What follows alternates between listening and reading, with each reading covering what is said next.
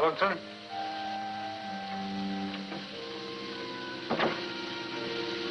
Paul?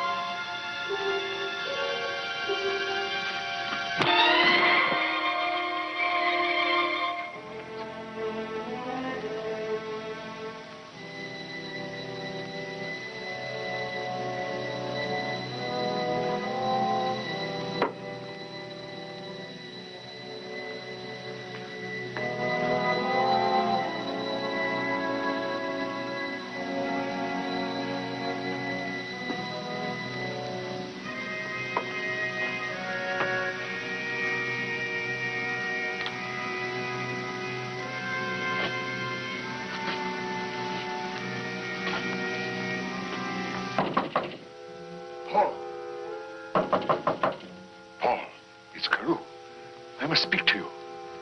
Paul.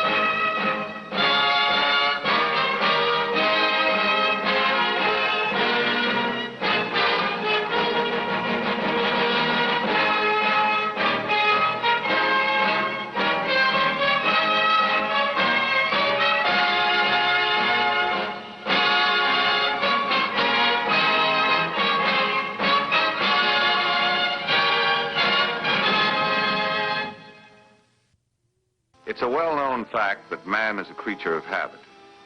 And if that man is a lawyer who's been in court all morning, he instinctively heads for Parker's at lunchtime.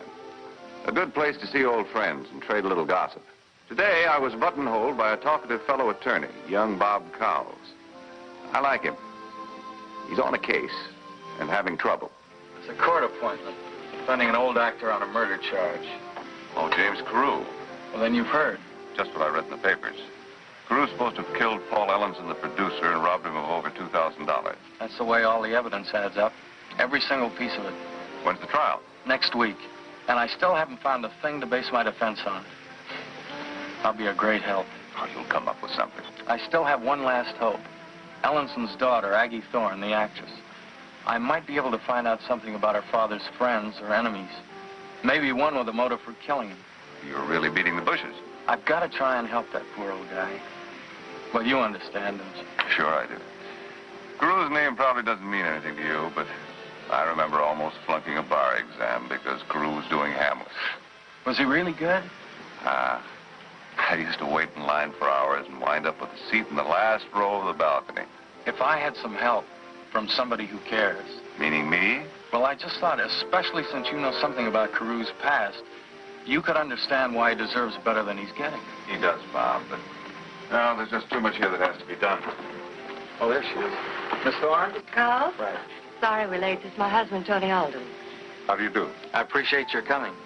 Mr. and Mrs. Alden, Mr. Maris. Hello, Maris. Mr. Alden? Why don't you sit down right here? You sure you can't reconsider? Good luck, Bob. Okay. Thanks. Goodbye.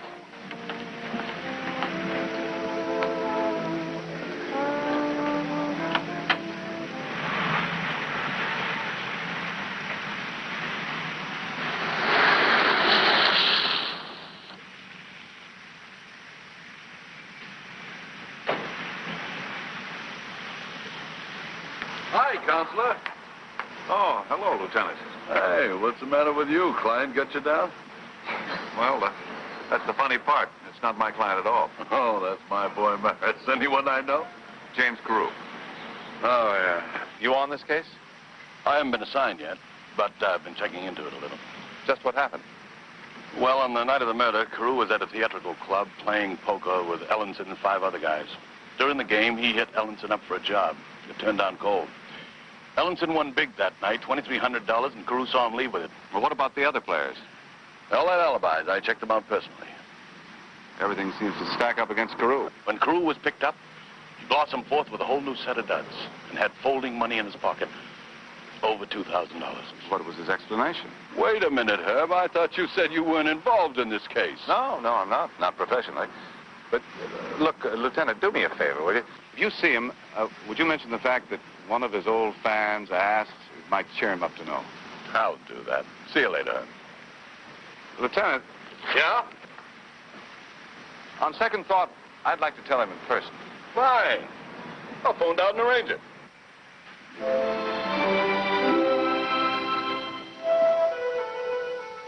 It's very gratifying that you remember.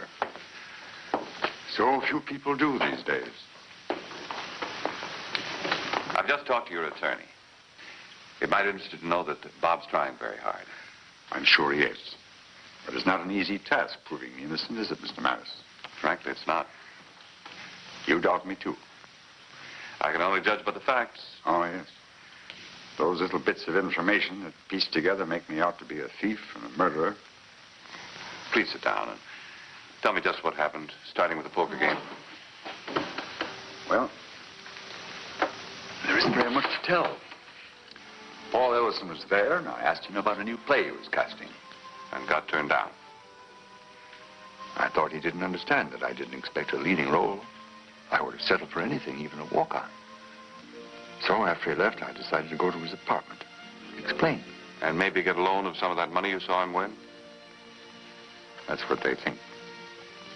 That's not why I went. He didn't even answer the door. I assumed it's because he was already asleep. Just didn't want to see me. You just gave up and went home. And the next day, you just happened to fall heir to over $2,000. Loyal, faithful George, my dresser. That was all his money. I told him what happened, and he thought if I had a new wardrobe and some cash in my pocket, I wouldn't look so much like a washed-up old actor. I borrowed from friends, small amounts.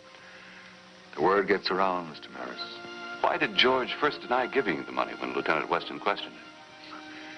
If people knew the source of my newfound affluence, our little masquerade wouldn't play, would it? How can you afford a valet? I can't. But for the last few years, George insisted on staying on, without pay. You expect a jury to believe this? You ask me the truth. I have no way of making you or a jury believe it. You just don't seem to care. If you mean that I must grovel and snivel and plead, you're right, sir. I'm not a young man anymore, Mr. Maris. The little pride I have left is worth more than that to me. I hope you understand. You did give him the money. Why, yes, my entire savings. After all, a man my age doesn't want for much. I felt if he could help Mr. Carew get a new start. Quite a gesture, considering you haven't been getting wages the past few years. Oh, it's true, Mr. Carew hasn't paid me, but I couldn't leave him now, Mr. Maris. Not after all we've been through together. Where did you get the money? I've been saving for 40 years. Even when the Depression came, we always seemed to have enough. You realize they'll check the bank, of course, the date you drew the money out. Oh, I didn't have my money in a bank, Mr. Maris. You see, we've traveled so much, and... well, I have a false bottom to my old trunk, and I've never missed a nickel, Mr. Maris. You say Carew paid cash for this out of the money you gave him? Why, yes. Well, let's hope he did. Galeottis.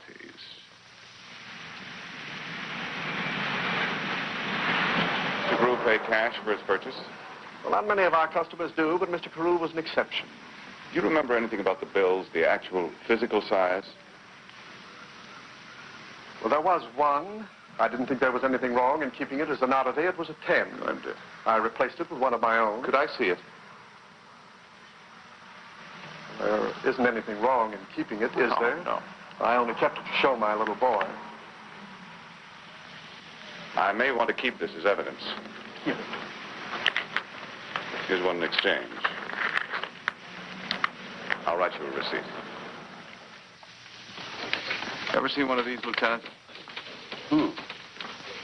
Not since I was a kid. This is one of the large-sized bills. Treasury Department called them back a long time ago when they started issuing the small ones we use today. July 1929, to be exact. So? Carew used this to pay for his purchases. Oh, from the old man's savings, you think? George has been his dresser for 40 years. He's been saving his money for, well, since before 1929. He might have been telling the truth about giving Carew his nest egg. Oh, Herb, I know what you're getting at. It's a good try, but what does it prove? It proves where Carew got his money. One bill? That might have been thrown in the pot during the poker game. Or Ellenson might have carried it as a good luck piece. Now, you know better than that, Lieutenant. If it had been used in the game, we'd have heard about it. Anyway, that's easy enough to check. All right, so maybe Carew's dresser did give it to him, but it's only one bill, $10. It's not $2,000. Doesn't really prove anything. I'm not so sure. What about Carew being Ellenson's only visitor on the night of the murder? What about Aggie Thorne, the daughter? She was home with her husband the whole evening. Well, that's very convenient. According to the papers, Aggie and her father weren't on the very best of terms. He didn't like her first husband or the tennis bum she's married to now. Well, you're right about that. He had nothing to do with his daughter ever since she married Tony Alden. Not even in his will? Oh, Herb, I ruled that motive out when I found out Ellenson had 2 flop shows recently. They nearly cleaned the guy. Well, Mr. Maris, they told me you were here. Oh, Bob, I've been trying to get you. I've been talking to Carew. I just talked to him myself. He wants to change his plea, Mr. Maris. He wants to plead guilty. Each of us, at one time or another, has reached a point when defeat seems preferable to fighting a losing battle. Carew, old, lonely, tired, disillusioned, had chosen the dramatic way out. I understand that a man of my age and name must find a way to go down with dignity, with colors flying and pennons waving, bearing the slings and arrows of outrageous force. But you may not have to bear the slings and arrows. I'm trying to tell you there is a chance. If I plead and grovel like a rodent in a cage, no, not I. I shall at least have made my choice before the curtain rings down. I'd rather die on my feet than live on my knees. Well, try and talk to him, will you? I've got work to do. Mr. Carew, if you'd only let us try. Young man, I could quote you 70 lines from Shakespeare on the subject of hope. They are not for me.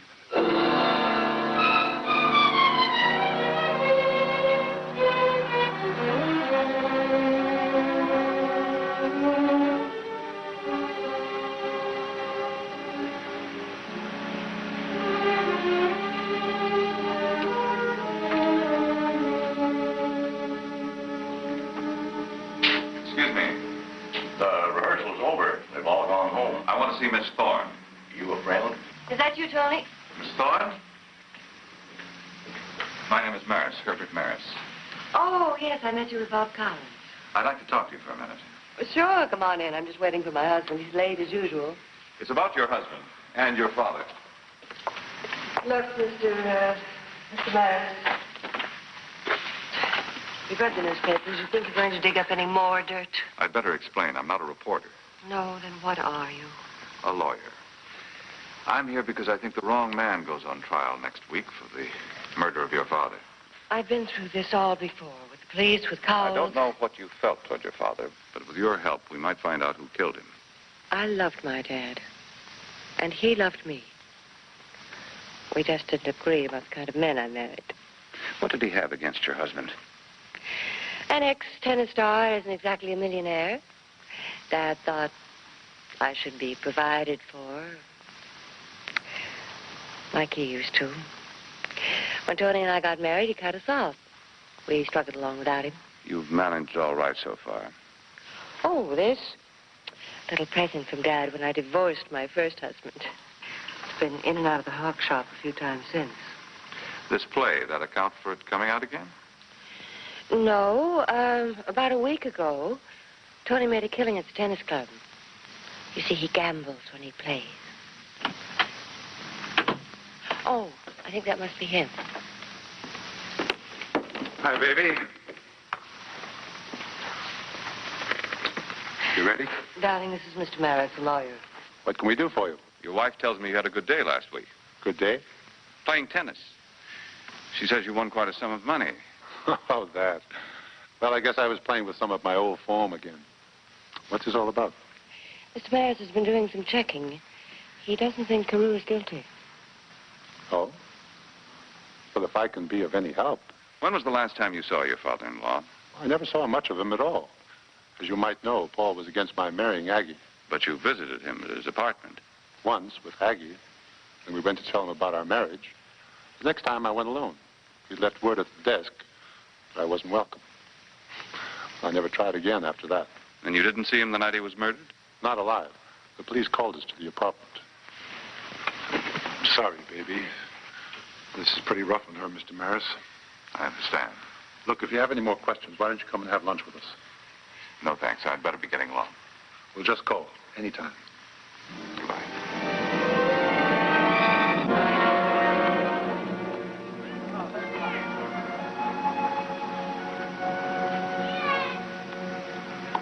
You take him on. I've had it.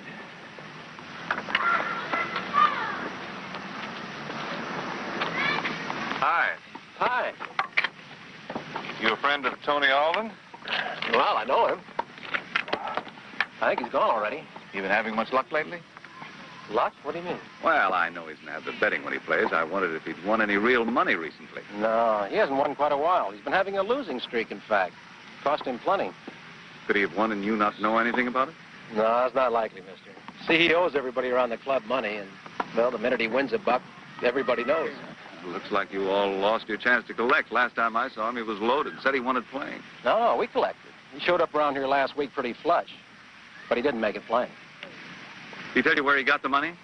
No, I figure, well, maybe his wife or even her old man. All I know is it's a good thing he got it. We don't like losers around here that can't pay up, mister. I see. Well, thanks. Yeah, now, say, does he owe you money, too? No, I was just thinking of betting on him. But thanks to you, I've changed my mind.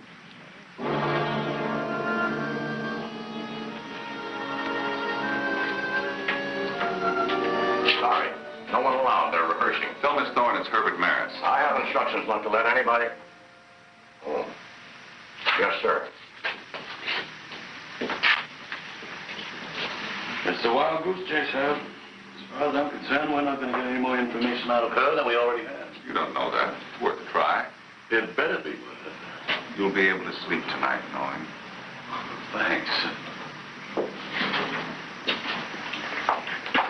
You wanted to see me? Miss Thorne, this is Lieutenant Wesley.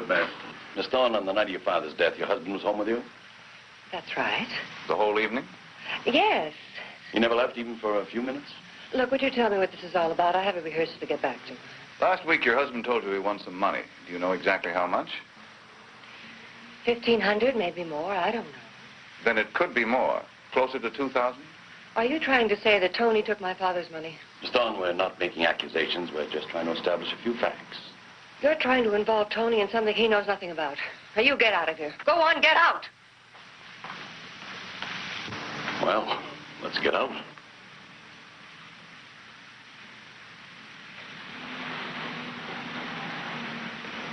You coming, Counselor? I think I'll stay a little while. You know, you're not exactly getting popular with her. Must be my prying personality. Yeah. I'll see you later.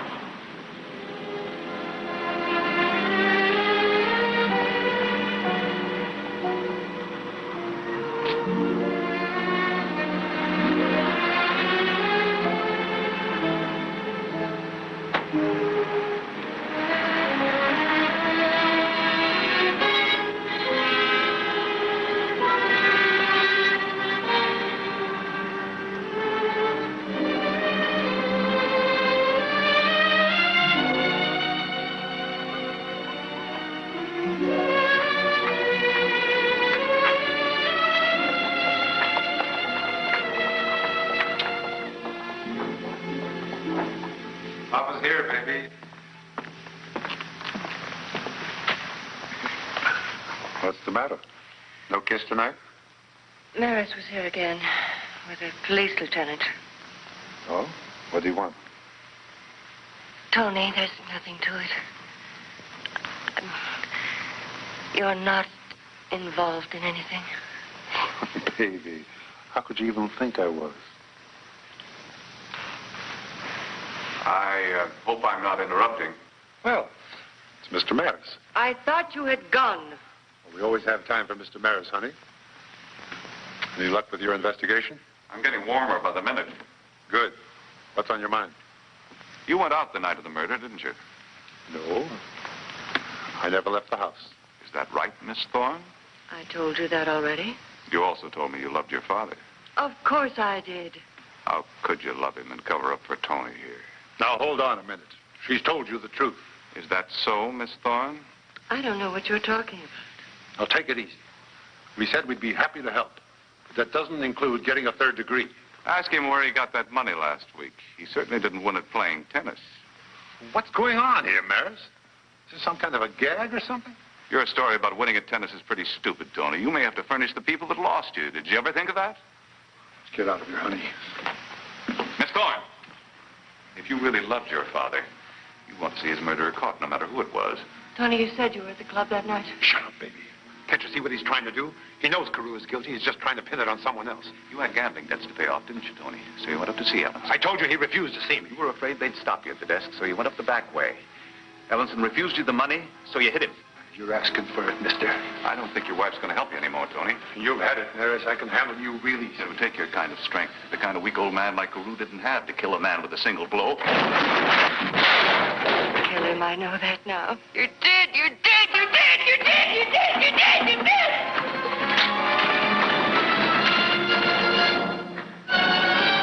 Hold it, Tony! Stay where you are, Thorne. I'll cover the front, Herb.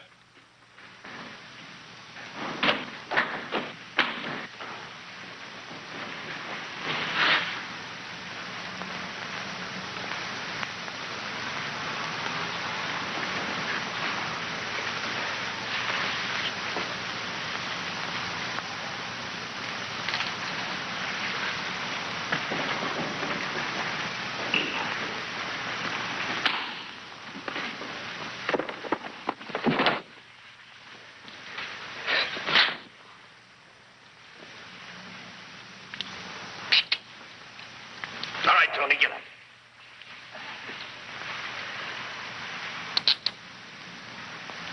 Honey, you gotta believe me.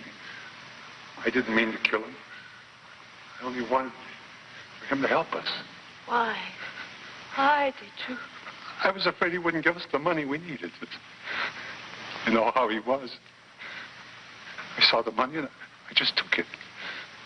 Then I heard him coming and I got scared. I knew he wouldn't let me keep it. I just got scared. All right, Alden. You heard enough? Yes, I heard enough. I followed you back, Herb. But I couldn't make my move till he made his play. Let's go. Baby. Honey, you gotta understand. I didn't mean to kill him.